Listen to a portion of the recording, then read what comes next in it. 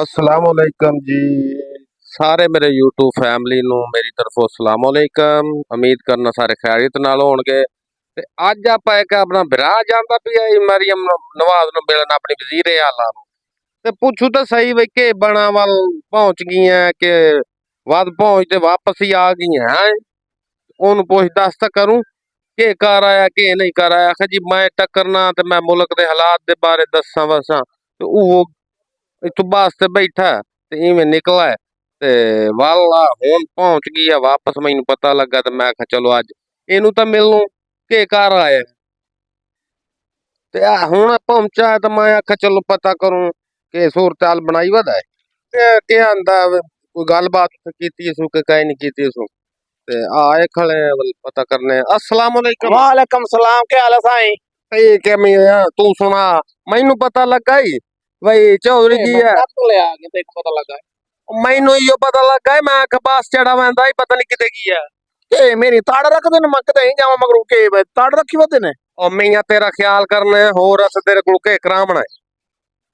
Sai madam मैं गया, मेरा दिल नहीं कीता कि मैं वजीर आजम नु मिलते आवां। अच्छा हैं मैं मियां इतों बैठा, मेरे दिल में ख्याल है सारा जहान मिलदा मैं मिलते आवां। अच्छा मैं मियां इतों बस दी कांडे चढ़ा गया, हां आरफ वाले गया ते वक्त कुछ मैनू ख्याल आया। अच्छा ख्याल इवें दा आया कि पिछू कणक दा जिम्मेदार दे कि इस वजीर आला ने हाथ लाया तो मेरी राड़ी निकल गई। यूं में गल है। मैं किते मुंह चाई जाना वाल सोच आई है, चलो एक चलदा पिया वाल साईं पहले सोच कीती है कि चलदा मुंह मथे तो लगू जाते वाह मिलना तो चाहिए वाल साईं गया वाल साई वाल तिकर मैं सोचता गया वा साई वाला है हाथ एक दिमाग रजाई ना एक चक्कर जी आए। अच्छा वाल साईं मैं सोचा मैं बात मैं गलत गड्डी नु हाथ देवन जांदा पिया मैं कहता हूँ पुलिस वाली वर्ती पाते उन्होंने रड़ी कढ़ा दी कहले खुसरा को तरशोदे खांदे खड़े कहले उन्होंने तो आप दोवें शोबे लड़ते खड़े न।